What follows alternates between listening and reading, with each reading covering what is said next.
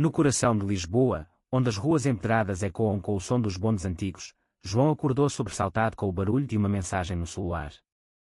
Era uma foto anônima, seu marido, Miguel, nos braços de outro homem, o chefe deles, Ricardo, em um hotel luxuoso da Baixa. O mundo de João desabou em instantes. O homem que ele amava há 5 anos, com quem dividia uma vida secreta em um apartamento modesto, o traía não só com um amante, mas com alguém que representava poder e dinheiro.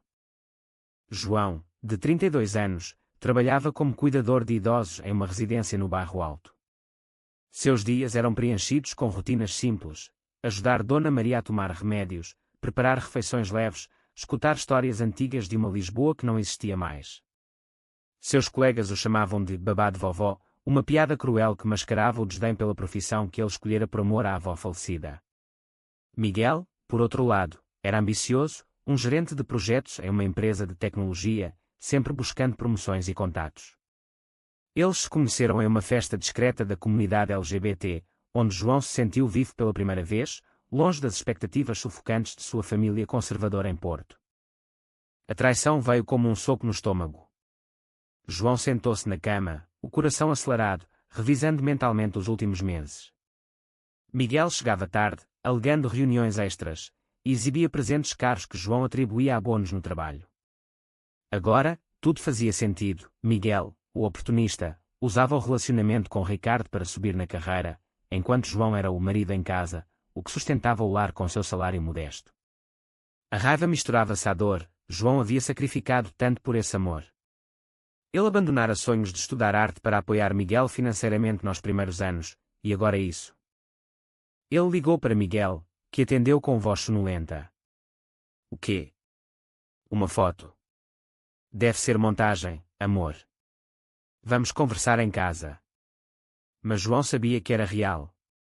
Ele desligou e correu para o banheiro, vomitando o jantar da noite anterior. Como ele poderia enfrentar o dia? Dona Maria esperava por ele às 8 horas, e ele não podia faltar. Vestiu-se mecanicamente, os pensamentos girando em um vórtice de dúvida. Sua família, católica devota, nunca aceitara sua orientação sexual. Quando ele se assumira aos 25 anos, seu pai o expulsara de casa, dizendo que homens de verdade não choram por outros homens. Sua mãe, em lágrimas, implorara que ele se curasse com terapia religiosa. João mudara para Lisboa para fugir disso, encontrando em Miguel um refúgio. No trabalho, João mal conseguia se concentrar. Dona Maria notou sua distração. O que há, meu filho? Parece que viu um fantasma. Ele sorriu forçado, ajudando-a a caminhar pelo jardim. Mas dentro dele, o conflito fervia: confrontar Miguel ou fingir que nada aconteceu. A sociedade portuguesa, apesar dos avanços legais, o casamento gay era permitido desde 2010, ainda carregava preconceitos profundos, especialmente em círculos profissionais. Se a traição viesse à tona, Miguel poderia perder tudo, e João seria arrastado para o escândalo. À noite, Miguel chegou com flores e desculpas prontas. Foi um erro, João. Ricardo me prometeu uma promoção. Eu fiz pelo nosso futuro. João explodiu: nosso futuro. Você me usou como cobertura enquanto subia na cama com o chefe. As palavras ecoaram no apartamento pequeno. Miguel defendeu-se, alegando que João era muito passivo, satisfeito com uma vida simples, enquanto ele precisava de mais. Você cuida de velhos o dia todo. Eu quero luxo, viagens. Ricardo pode dar isso. João sentiu o chão sumir. Ele era o inútil, o que não ambicionava o suficiente. Naquela noite, João não dormiu. Ele pensou em sua vida, os anos escondendo o relacionamento da família, as noites solitárias quando Miguel viajava a trabalho. O amor que sentira por Miguel era real, mas agora via as rachaduras. Miguel sempre priorizara o status social, flertando com a ideia de uma vida normal para agradar investidores conservadores. João, por sua vez, lutava com a culpa interna. Seria ele egoísta por querer um amor autêntico em uma sociedade que ainda via a homossexualidade como fraqueza. No dia seguinte, João decidiu confrontar Ricardo na empresa. Ele pegou o metrô para o Chiado, o coração pulsante de Lisboa, onde os prédios modernos contrastavam com a história antiga. Ao entrar no escritório, sentiu olhares curiosos. Ricardo, um homem de 45 anos, charmoso e poderoso, recebeu-o em sua sala. João, que surpresa! Miguel mencionou você. A conversa foi tensa. Ricardo admitiu a fé, mas justificou como uma conexão além do trabalho. Miguel é talentoso, mas preso em uma vida medíocre com você. João rebateu, medíocre. Eu sustento nossa casa enquanto ele persegue sonhos vazios. Ricardo riu, oferecendo dinheiro para João ficar quieto. A oferta foi um insulto. João saiu furioso, mas com uma semente de dúvida. Talvez ele fosse mesmo o obstáculo no caminho de Miguel. De volta ao lar, João encontrou Miguel embalando malas. Vou ficar com Ricardo por um tempo. Preciso de espaço. João implorou, e nós? 5 anos jogados fora. Miguel hesitou, mas partiu, deixando João sozinho com as memórias. A dor era física, como se seu coração fosse esmagado. Ele ligou para sua irmã, Ana, a única da família que ainda falava com ele. Mana, tudo desabou. Ana, em Porto, ouviu em silêncio. João, você merece melhor. Mas papai nunca vai aceitar isso. Volte para casa, finja que foi um erro. As palavras dela ecoaram o conflito interno. Voltar para a família significava negar sua identidade, mas ficar sozinho em Lisboa era insuportável. João passou os dias seguintes em um torpor. No trabalho, Dona Maria tornou-se sua âncora, compartilhando histórias de sua juventude durante a ditadura de Salazar, quando amores proibidos eram comuns. A vida é sobre escolhas, filho. Algumas doem, mas definem quem somos. Inspirado, João começou a questionar suas decisões. Por que ele aceitara ser o babá invisível? Por que não lutara por mais? A traição de Miguel o forçava a enfrentar a verdade. Ele havia se acomodado no medo, evitando confrontos com a sociedade e a família. Uma semana depois, Miguel ligou, arrependido. Ricardo me usou. Ele me demitiu quando recusei avanços públicos. João sentiu uma mistura de pena e raiva. Você colheu o que plantou. Mas o amor residual o fez hesitar. Eles marcaram um encontro em um café no Rossio. Lá, Miguel chorou, prometendo mudança. João ouviu, mas viu a manipulação. Miguel precisava de um teto agora que estava desempregado. Não, Miguel. Você escolheu o dinheiro sobre nós. Pela primeira vez, João sentiu força. Ele saiu do café, caminhando pelas ruas iluminadas de Lisboa, o Tejo brilhando ao fundo. A cidade, com sua mistura de tradição e modernidade, espelhava seu conflito interno. Mas a liberdade veio com um preço. Sozinho, João enfrentou a depressão, questionando se valia a pena ser autêntico em um mundo que punia diferenças. Ele começou terapia, explorando as raízes de sua insegurança, a rejeição paterna, o bullying na escola. Aos poucos, reconectou-se com amigos da comunidade LGBT, participando de eventos discretos. Uma noite, conheceu Pedro, um artista que vivia abertamente sua sexualidade. Você não é inútil, João. Seu trabalho com idosos é nobre. As palavras aqueceram seu coração, mas ele hesitava, ferido pela traição. Enquanto isso, Miguel afundava. Sem emprego, ele voltou à família em Faro, mentindo sobre o rompimento. Seus pais, conservadores, celebraram o retorno à normalidade. Mas Miguel lutava com a culpa, percebendo que sacrificara o amor verdadeiro por ambição vazia. Ele tentou contato com João, mas foi ignorado. A dor o fez refletir, seria ele o verdadeiro inútil, incapaz de valorizar o que tinha. João, por sua vez, decidiu confrontar sua família. Ele viajou para Porto, o coração batendo forte. Ao chegar, seu pai o recebeu friamente. O que quer aqui? João respirou fundo, quero que saibam quem sou de verdade. A conversa foi explosiva, o pai gritou sobre pecado e vergonha, a mãe chorou. Ana mediou, defendendo o irmão. Ele é nosso sangue, pai. O pai cedeu um pouco, mas o abismo permaneceu. João voltou a Lisboa com o coração partido, mas aliviado, ele escolhera a honestidade. Os meses seguintes foram um teste de resiliência para João. Ele mergulhou no trabalho, tornando-se indispensável na residência de idosos. Dona Maria, sentindo sua dor, compartilhou mais de sua vida. Eu amei uma mulher uma vez, nos anos 50. escondemos por medo da prisão. O amor verdadeiro custa caro. Suas palavras ecoavam as lutas da comunidade LGBT em Portugal, onde a Revolução dos Cravos em 1974 trouxera liberdade, mas preconceitos persistiam.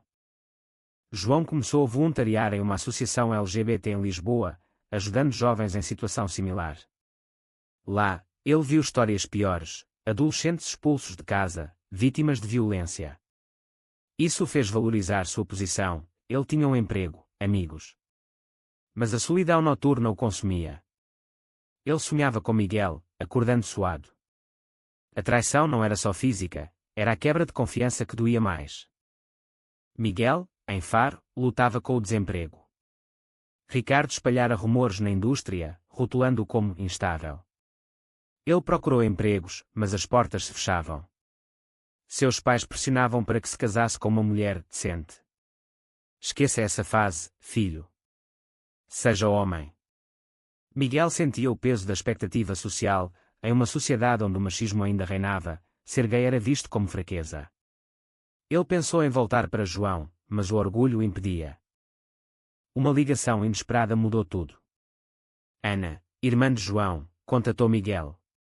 Meu irmão está sofrendo. Você o destruiu. Miguel defendeu-se. Eu errei, mas ele era contente com pouco. Eu queria mais para nós. Ana rebateu, mais. Você queria para si. Pense no que perdeu.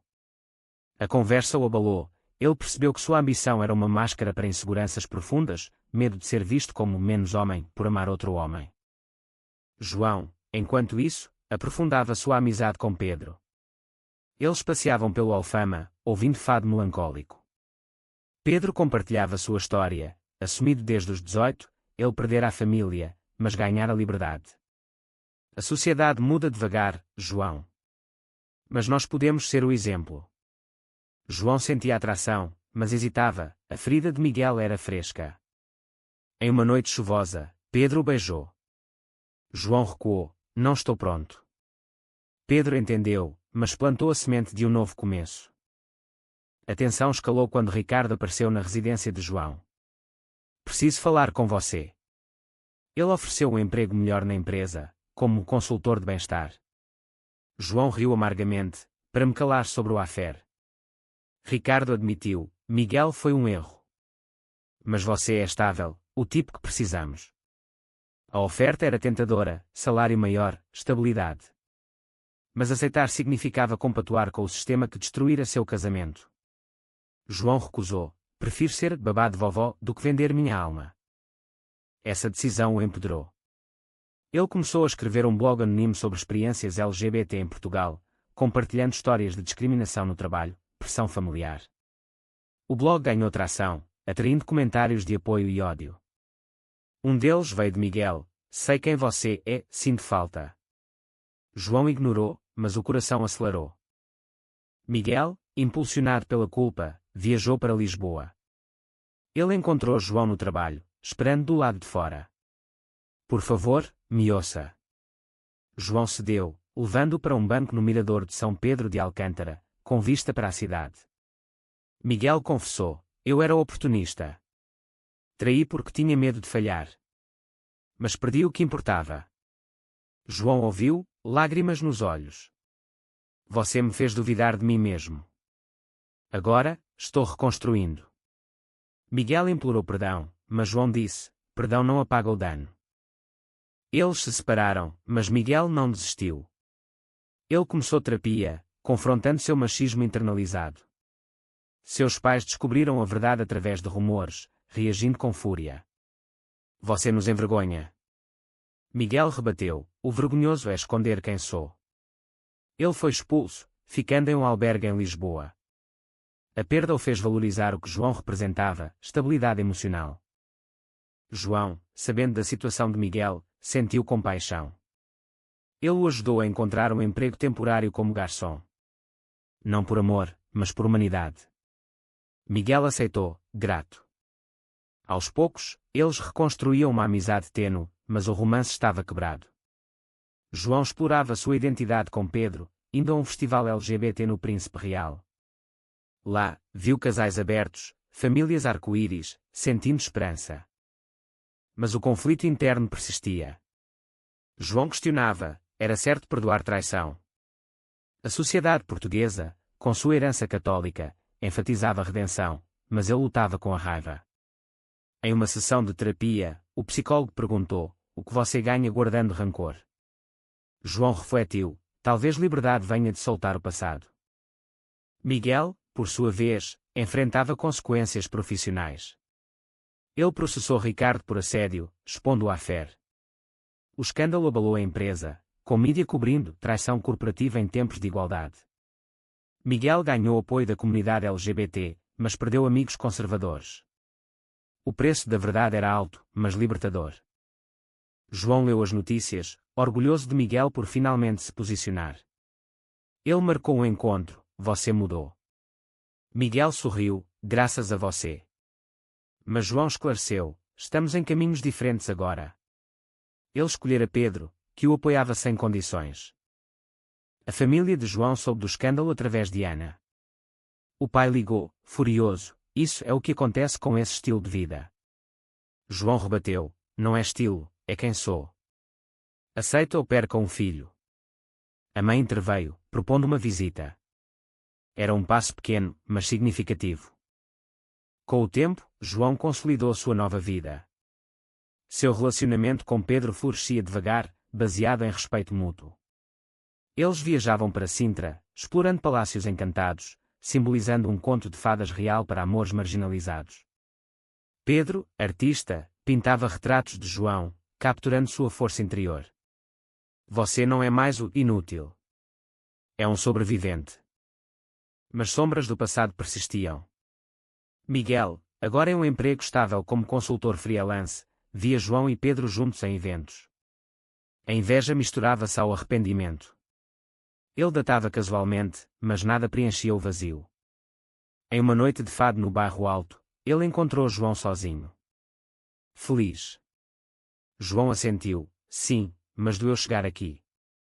Miguel confessou: eu te traí porque tinha medo de ser como você, satisfeito com o simples. Agora vejo que era inveja.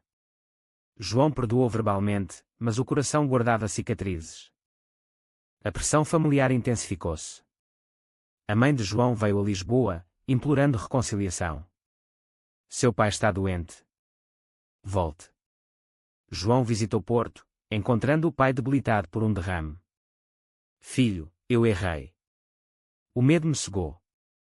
As palavras foram um bálsamo, mas João questionou a sinceridade: era o medo da morte ou mudança real? Ele ficou uma semana, ajudando como cuidador, aplicando habilidades profissionais. A família viu seu valor pela primeira vez. Miguel enfrentava seu próprio drama familiar. Seus pais, após o escândalo, cortaram contato. Ele procurou terapia familiar, mas eles recusaram. Você escolheu o pecado. Miguel rebateu em uma carta: o pecado é odiar o próprio filho. A rejeição o fortaleceu, levando-o a se envolver mais na advocacia LGBT, palestrando sobre discriminação no trabalho. João, inspirado, expandiu seu blog para um podcast, compartilhando histórias anônimas. Um episódio sobre traição atraiu Miguel como convidado. Eu fui o traidor. O preço foi perder o amor da minha vida. A gravação foi catártica, mas tensa. Ouvintes debateram: perdoar ou não? João concluiu: cada escolha tem consequências. O clímax veio quando Ricardo, enfrentando processo, ofereceu acordo a Miguel. Admita que foi consensual e eu pago. Miguel recusou: não vou mentir mais. O julgamento expôs corrupção na empresa, com testemunhas confirmando assédio. Ricardo perdeu o cargo, e Miguel ganhou indenização, mas a reputação manchada. João assistiu ao julgamento, apoiando Miguel como amigo. Após a vitória, eles conversaram: você lutou pelo certo. Miguel: aprendi com meu erro. Mas João viu que o amor passado era irrecuperável. Ele voltou para Pedro, propondo morarem juntos. Sim, Pedro aceitou, selando um novo capítulo. A sociedade reagiu misto ao caso. Mídia progressista elogiou a coragem, enquanto conservadores criticaram exposição desnecessária. João sentiu o peso, ser gay em Portugal significava batalhas constantes contra preconceito. Em uma reunião familiar em Porto, João apresentou Pedro. O pai, ainda relutante, apertou a mão. Se te faz feliz. Era progresso lento. A mãe abraçou. Amo você como é. João chorou, o conflito interno aliviando. Miguel, sozinho, fundou um grupo de apoio para vítimas de traição na comunidade LGBT. Ele datava um professor, encontrando paz.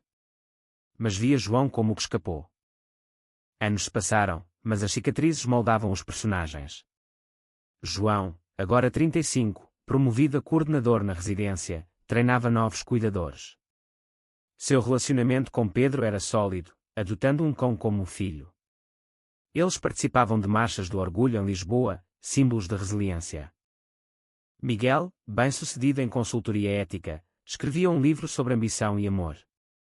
Ele refletia sobre o passado, traí porque via o sucesso como escape do preconceito. Erro fatal. Um reencontro inesperado ocorreu em uma conferência LGBT em Coimbra. João palestrava sobre saúde mental, Miguel sobre direitos trabalhistas. Eles jantaram, rindo de memórias boas. Você me salvou, João? Não, eu me salvei. Mas um novo conflito surgiu, a família de Pedro, liberal, pressionava por casamento. João hesitava, traumatizado. E se der errado? Pedro, o risco vale. João concordou, marcando a cerimônia. Miguel, ao saber, sentiu ciúme residual, mas desejou felicidades. Ele enfrentava sua própria crise, seu novo parceiro, Tiago, queria filhos. Miguel duvidava, temendo repetir erros. No casamento de João, em uma capela moderna em Lisboa, a família compareceu. O pai, emocionado, disse: orgulho de você. Miguel assistiu de longe, aplaudindo. Mas a felicidade foi testada quando Ricardo, vingativo, vazou detalhes do passado online. Trolls atacaram João, babaguei traído, patético. Ele lutou contra a depressão, mas com apoio, rebateu publicamente: minha história é de superação. Miguel defendeu João em entrevistas, expondo Ricardo mais. O backlash uniu a comunidade. João questionava: as escolhas passadas definem o futuro. Ele concluiu que não, mas moldam lições. A vida pós-casamento trouxe estabilidade, mas desafios. João e Pedro adotaram uma criança órfã, enfrentando burocracia e preconceito. Casais gays não são pais ideais, diziam críticos. João provou o contrário, equilibrando trabalho e família. Miguel e Tiago casaram discretamente, optando por não ter filhos. Miguel focava na carreira, mas priorizava o amor. Um acidente abalou tudo, Dona Maria faleceu, deixando João devastado. No funeral, ele refletiu sobre legados. Ela me ensinou empatia. Miguel, ao saber, enviou flores. Ela era sua família escolhida. João expandiu o podcast para um canal YouTube, alcançando milhares. Histórias de ouvintes ecoavam as suas: traição, rejeição, redenção. Em uma viagem familiar a Porto, João confrontou resquícios de preconceito. Um tio comentou: ainda é tempo de consertar. João rebateu: nada a consertar. Miguel enfrentou saúde mental, tendo recaídas de ansiedade. Terapia ajudou, reconhecendo que a ambição mascarava medo. Os caminhos se cruzaram novamente em um evento social. João e Miguel trocaram experiências: você me ensinou a valorizar o autêntico. E você, a lutar. Mas uma revelação chocou: Tiago traiu Miguel com um colega. Miguel, irônico, riu: karma. Ele terminou, solitário novamente. João apoiou: você sobreviverá, como eu.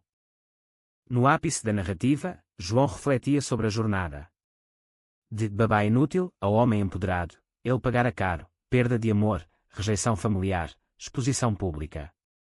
Mas ganhar autenticidade.